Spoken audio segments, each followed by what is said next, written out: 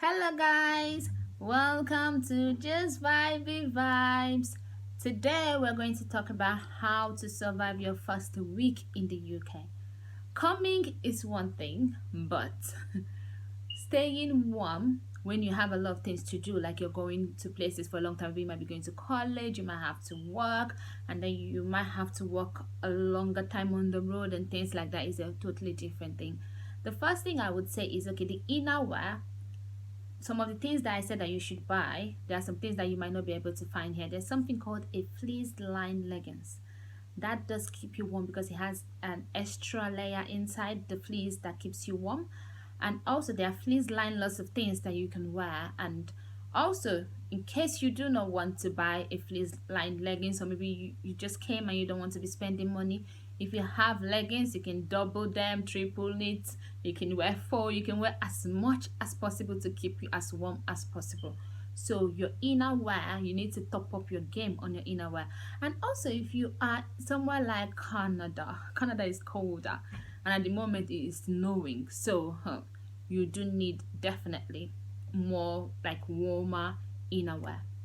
Also, one thing that you need when it's snowing or when it's raining, because in UK it's always raining, like small drops of like drizzling, no heavy rain, just drizzling all the time.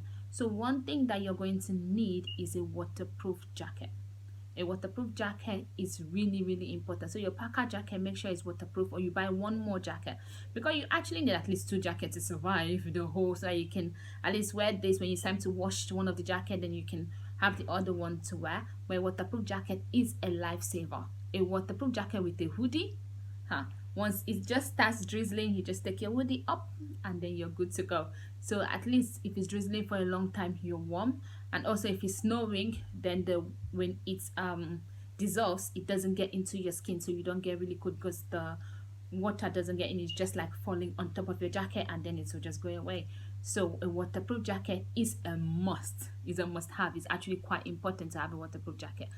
Something else that I didn't talk about that you really did not need it when on your way. If you have, it's good, but you don't really need it on the flights to the UK or Canada or Australia. I don't know. Australia could be warmer. I don't know about Australia. Sorry, but maybe Germany or any of the Eastern European countries that are really cold, or anywhere that is actually a cold country, is gloves.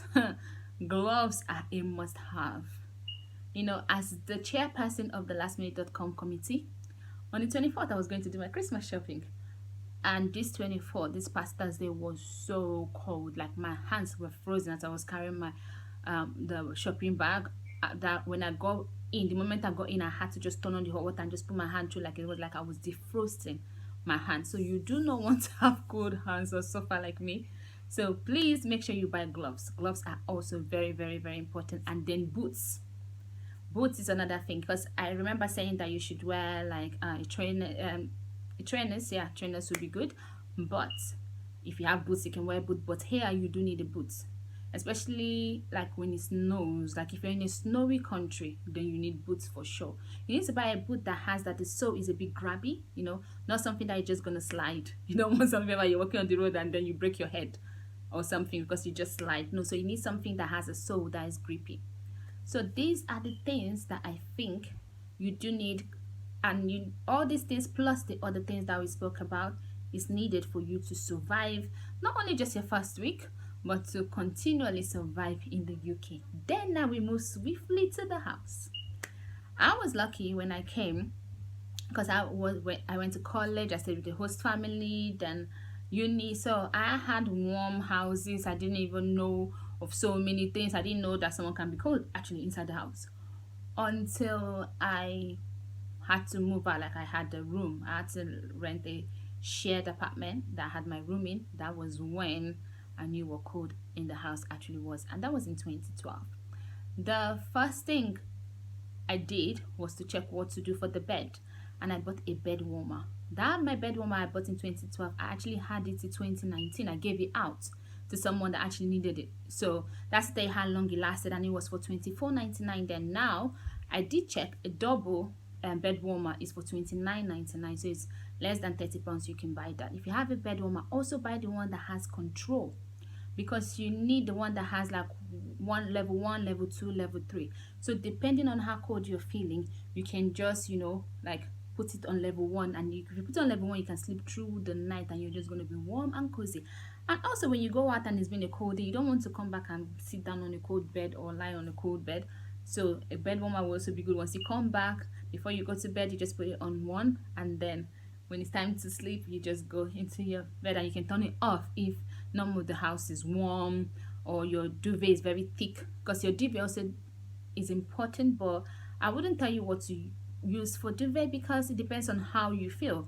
You can prefer 12.5 tons, you can prefer 15 tons or 16 tons, but you know that the higher the tons, the warmer it is. So in case you want something really warm, I'll say go for 15 or 16 tons. But if you want something that is not too warm, not too cold, like it's warm but not like over warm, then 12.5 would be good. So it depends on what you feel. So when it comes to duvet, I'm not going to tell you like what duvet tons to buy. It depends on you. But a bed warmer is also good, but it's not a must buy, but it's actually an important buy if you want it or not. So it depends on the place you're living at. As I said, I didn't need it for some years, and I needed it later because where I was colder. Another thing that is also very, very, very, very important is an oil-filled radiator. It's important not only if the house is not warm, but maybe you don't want to turn on the whole the general heating in the house, so you just want a particular room to be warm. An oil-filled radiator is really, really good. Please do not buy the fan radiator. Do not buy the fan radiator. It's not even a radiator, fan heater. Do not buy the fan heater. That fan heater would eat, like, your electricity bill will be ridiculous. So please do not get the fan heater. And also, it just blows hot air that actually kind of makes me feel weird and kind of might make you fall sick. So no, an oil-filled radiator is good. What happens with an oil-filled radiator? It works like a normal radiator. The oil gets heated up. So when it gets heated up, then it can keep the house warm. Buy one with a timer. The good thing about the timer is this: you can time it for how long you want it to be. But I used to have one with the timer, and what I did was I didn't set it for a particular period of time. I just put it to a particular temperature. What happens that when you put it to a particular temperature, once it gets to that temperature and is about to pass that temperature, it will just turn itself off. Then when the temperature in the room is going down, it will turn itself on. So that's like a self-controlled heating. Imagine having that. That is really, really, really important. I would say the one I had was a Swan one, but there are other ones that would be really, really good too, I'm sure. Okay, so now we're still in the housing. So now your house is warm, you dress warm outside, so at least you're preventing cold and flu and all those other things that can come with that. Traveling, you do not want to stress yourself because you can fall sick. Because I remember when I came, I felt sick.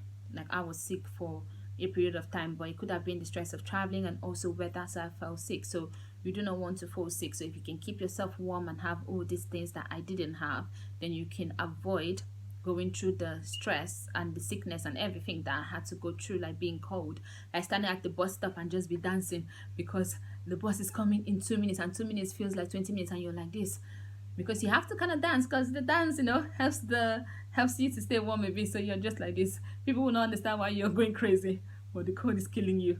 Or you do not want that. So please just try, please to stay warm and just avoid what I had to go through.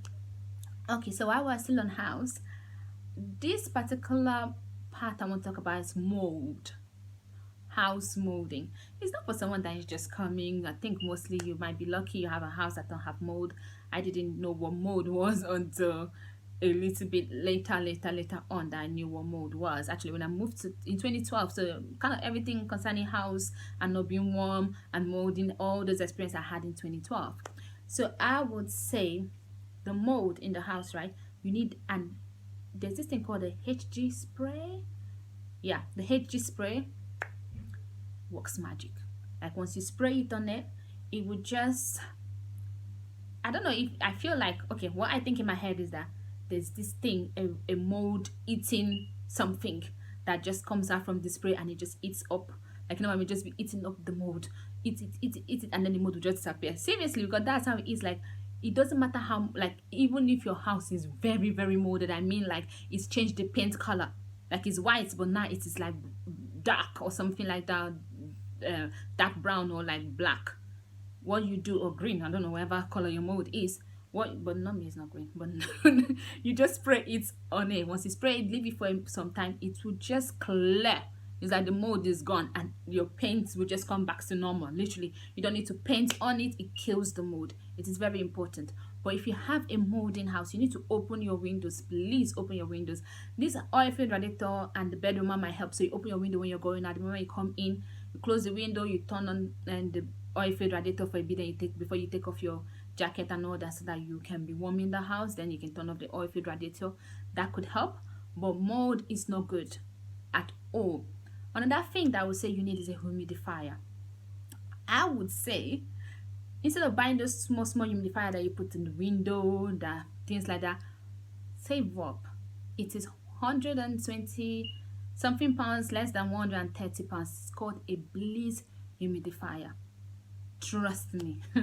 If you have that, it is going to be there for obviously a long period of time. It's going to last you for long, but it is really, really good. People that do work, that actually work in repairs and all that, those are the people that have it. That's how I actually heard about it.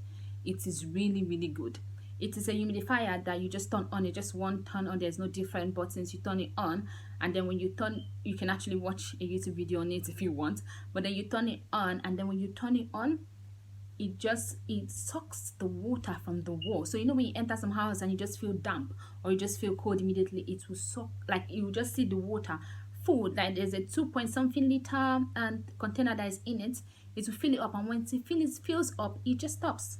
So you don't have to think, oh, it's going to overflow. No, but I'm telling you, if you use that in a room, you would have 3 of that in a day, and water filling up. You'll be wondering, where is this water coming from? And then it will make the room crisp and, like, warm. Like, trust me, I've been in a house that was really, really cold, and when I used that, I could not even wear my nightwear. That's how warm the room felt. So it is really, really important. If you have a family and then you're feeling like your house is cold, please invest. This is an investment. So if you're just coming to the UK, you don't need to bother. If you're not coming like with a family and then you're in a house, and new houses don't mold really, so they don't really need that. Or most of them have they're made, I think they have something, the way they build them, so that they don't mold.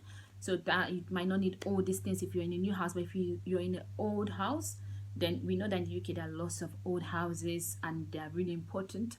So if you're in an old house, this, my dear, will save your life. So it's just really, really important.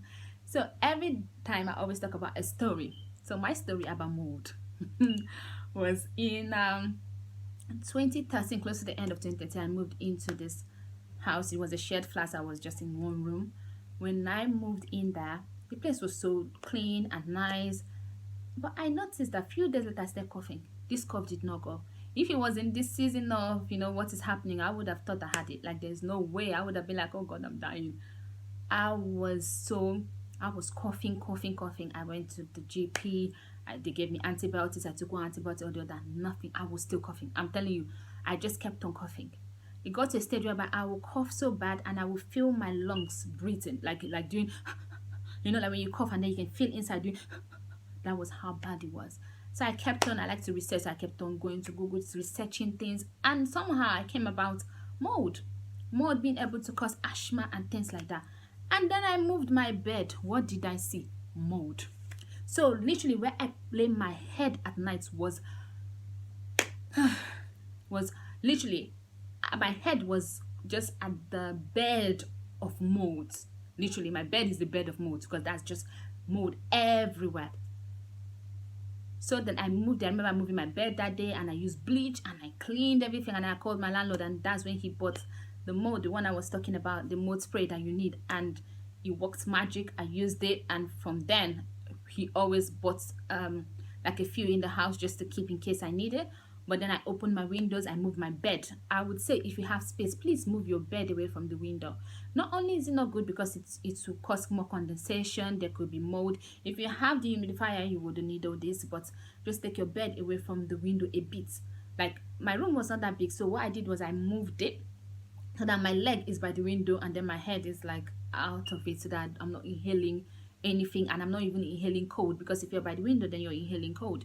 So that was my experience. So after that, that was how I took another round of antibiotics that was given to me, and that was how the whole cough cleared out. So Molds are not good for you. They could cause you asthma. They are not good for you at all, at all, at all. So this will be the end of our second video, guys. Yay. Okay, so next week we're going to talk about, in fact, it's later to my strong people, being a strong person, because I really just want to have conversations. Let's just gist. So I'll see you all next week, same day next week, weekend. Have a nice day, and please don't forget to like, subscribe, and comment. And then you can follow me on Instagram at Amazing Gifts, Instagram at Amazing Gift, and you can follow me on Twitter at Amazing Gifts also. And then you can also email. My email will be at the description. If you have any questions or whatever you need, just email me and I'll reply to you. And if you comment, I will also reply to you. I love you guys. See you next week.